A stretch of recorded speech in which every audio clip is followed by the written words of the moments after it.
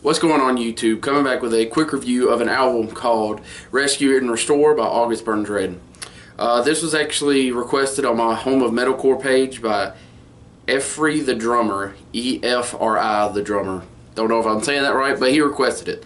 So I've got a lot to get to on that list. I have a Metallica that was requested, Make Them Suffer, and other bands and everything.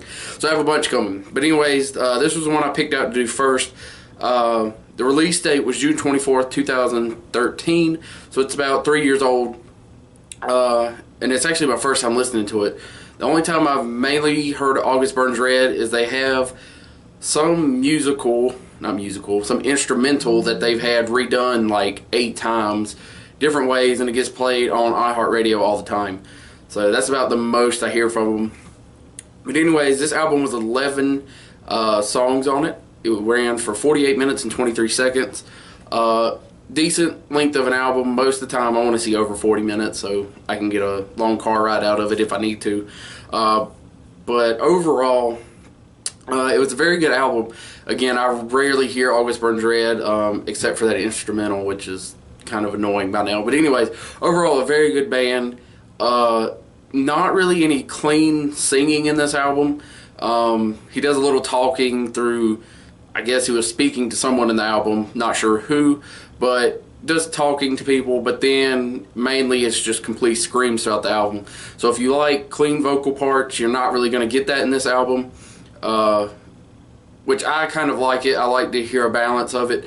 I know when I'm listening to Screamo or Metalcore, whatever you want to call it, you are going to get a lot more screams. I don't have a problem with that, but I do occasionally like hearing singing. But on this one, it was no singing for any part of it. My favorite songs kind of came towards the end. Fault Line and Beauty and Tragedy are two of my favorite. They're at the latter end of the album. But I also like the song Sincerity. Overall, those were like the highlights of the album. It wasn't a great album, but it wasn't nothing terrible. So let me know down in the comments what you think of this album. I think they've actually gotten better from what I have heard of them.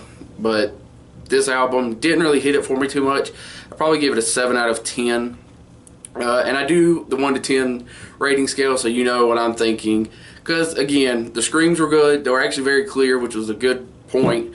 It helped a lot because sometimes you get bands that can't get it out and you can't understand, and it kind of hurts listening to the album because then you're like, well, I need to go look up the lyrics for this before I go say I like this song.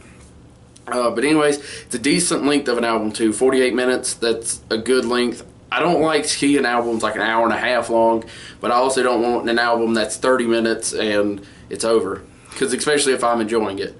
But overall, pretty good album, 7 out of 10. I don't know if it be on my playlist all the time, but Fault Line and Beauty and Tragedy, those were two really good songs, which really stood out to me.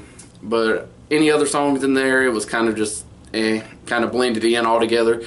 And it kind of, because of the screams not having any clean vocals or anything like that, they kind of all kind of blended together.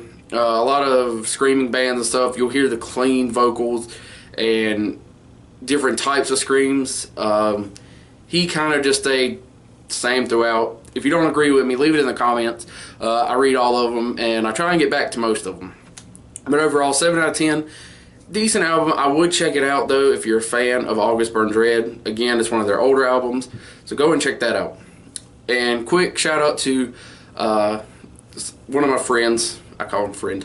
One of my followers actually on Instagram. He plays in a band called The Norm and the Pain Road Tragedy. I've listened to both of them. They're completely opposite though. The Pain Road Tragedy, he's the lead screamer type person, if that's what you want to call him, and in The Norm, he's the drummer. Actually, both are very good, but The Norm has music out on YouTube that I know of, and I like them a lot. I actually had to message him and tell him that I really enjoyed it, so go check them out, The Norm.